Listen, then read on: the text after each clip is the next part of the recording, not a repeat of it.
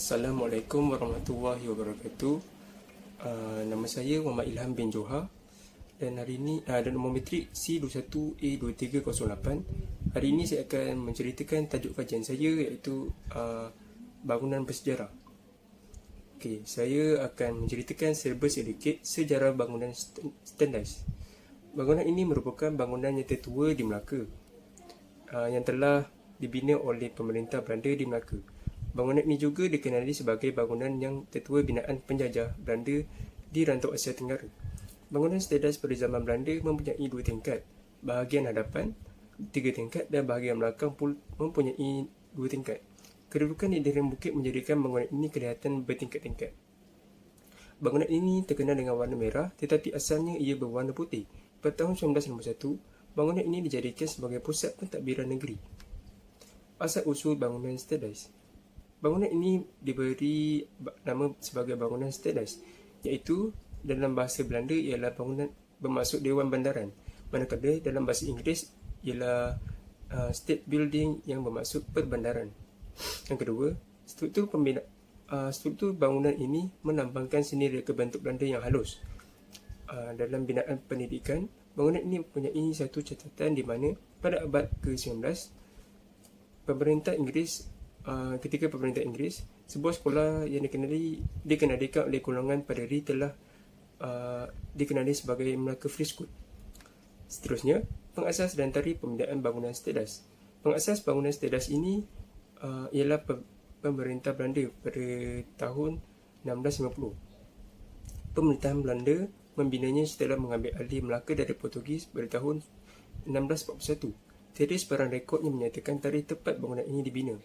Menurut pandangan orang, bangunan ini telah dibina pada tahun 1641 hingga 1656. Ada juga yang menyebut bangunan ini telah dibina pada tahun 1650-an. Oleh itu, bangunan ini tidak mempunyai sebarang rekod yang menyatakan tarikh yang tepat bangunan ini siap dibina. Seterusnya, reka bentuk bangunan Stendies. Pada zaman pemerintahan Belanda, bangunan Stendies ini mempunyai 3 tingkat. Bahagian utama yang terdapat 11 ruang dan bahagian ini yang ukurannya berbeza antara satu sama lain. Pada tingkat 1, ruang utama dipercayai digunakan sebagai pejabat pentadbiran dan diikuti dengan ruang pejabat Gubernur Belanda. Ruang ini dianggap sebagai istimewa kerana bahagian silingnya dibuat daripada kayu jati dan dihias dengan bingkai berukir. Pada bahagian belakang, bangunan ini dikatakan sebagai dapur atau kantin untuk pembesar-pembesar dan tentera-tentera Belanda berehat. Terdapat juga anjung kecil yang dibuat bertentangan dengan kedudukan antara dua tangga adalah dipercayai berperanan sebagai tempat gubernur memberi ucapan dan tabik hormat pada hari-hari perbarisan. Seterusnya, fungsi dan penggunaan pembinaan bangunan Stendies. Bangunan ini dibina bagi tujuan buat penempatan bagi tempat pentadbiran pemerintahan Belanda dan juga sebagai tempat kediaman bagi Gubernur Belanda di Melaka. Bangunan merah ini juga merupakan tempat pembesar-pembesar dan tentera-tentera Belanda berkumpul, dan bangunan ini juga mempunyai satu tempat yang khas untuk hamba abdi yang disebut sebagai Misericordia. Pada zaman pemerintahan Inggeris, bangunan ini tidak lagi digunakan sebagai pusat pentadbiran dan Melaka telah membina sebuah kediaman khas untuk Gubernur di puncak kediaman di puncak bukit berhampiran dengan gereja St. Paul yang tidak jauh dari bangunan Stendies. Selepas kemerdekaan juga, bangunan tersebut masih digunakan sebagai pusat pentadbiran kerajaan negeri dan persekutuan sejak tahun 1997 hingga 1980. Seterusnya, kegunaan bangunan Stendies pada zaman dahulu. Bangunan Stendies ini merupakan pusat pentadbiran semasa pemerintahan Belanda. Ia juga merupakan tempat kediaman Gubernur Belanda. Tentera-tentera dan pembesar-pembesar Belanda juga berkumpul di bahagian bangunan merah ini. Bangunan ini juga mempunyai catatan bahawa ia digunakan sebagai sekolah yang memberi pendidikan percuma oleh Inggeris. Pada tahun 1979, jabatan-jabatan di bangunan ini dipindahkan. Walau bagaimanapun, bangunan ini tetap tidak dibiarkan kosong. Pejabat Antiquity Wilayah Selatan yang dikenali sebagai Arkeologi Zon Selatan berpindah ke tingkat atas yang terdapat lukisan kaligrafik Cina pada tahun 1980. Seterusnya, kegunaan bangunan seteras pada masa kini. Bangunan seteras kini dikenali sebagai Muzium Sejarah dan Etnografi. Muzium Sejarah terletak di aras 2 dan Muzium Etnografi terletak di aras 1 bangunan seteras. Pada dalam muzium ini, terdapat juga gambaran berkaitan dengan adat istiadat perkahwinan, cara hidup seharian, peralatan yang digunakan, peralatan muzik. Terdapat juga senjata-senjata mata wang zaman Belanda dan koleksi muzium dalam koleksi muzium ini.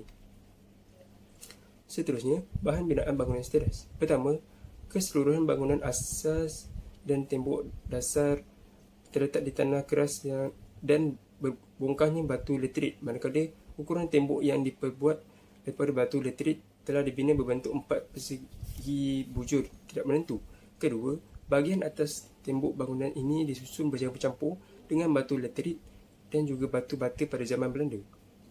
Ketiga, bangunan merah ini mempunyai tembok yang tebal. Ia memberi kekuatan kepada bangunan ini untuk terus kekal sehingga kini.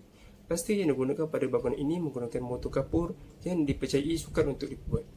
Keempat, lantai bangunan seteras ini terdiri daripada 3 bahan utama iaitu terakota, granit dan kayu. Lantai terakota dan granit merupakan lantai yang tidak berasas tanah dan lereng bukit. Lantai terakota ini ditempatkan di anjung pertentangan dengan jam besar dan di beranda bahagian belakang bangunan. Yang kelima, lantai granit pula digunakan hampir dengan keseluruhan ruang dan veranda iringan yang bertentangan dengan batu asas pembinaan muzium sejarah. Keenam, kayu-kayu yang digunakan dalam pembinaan bangunan seteras ini sebahagian besar dari jenis kayu jati yang merupakan kayu yang terbaik di negara kita pada zaman tersebut.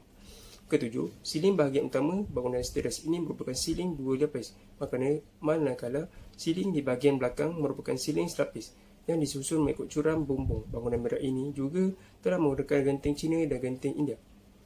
Kelapan, tingkat-tingkat yang terdapat di bangunan utama ini merupakan tingkat 4 petak dan merupakan tingkat 2 lapis. Seterusnya, cara pembinaan. Bangunan ini dibina oleh orang Belanda untuk dijadikan sebagai pusat pentadbiran Belanda. Bangunan seteras ini dikelilingi dengan tembok-tembok besar yang dijadikan bangunan ini kukuh sehingga kini. Tembok-tembok asal bangunan ini dibina agak tebal iaitu 3 kaki persegi dan mengecil sedikit bahagian atas. Plastik yang digunakan pada keseluruhan bangunan ini menggunakan motor kapur iaitu kulit kerang yang direndam dan dihancurkan serta dicampur dengan pasir, air dan bahan pelekat iaitu madu dan putih telur. Lagi sekali, lantai pada bangunan ini terdiri daripada 3 bahagian utama iaitu terakota, granit dan kayu. Di bawah tu saya ada tunjukkan beberapa contoh gambar bangunan seteras yang terdapat di Melaka. Itu saja dari saya. Sekian, terima kasih.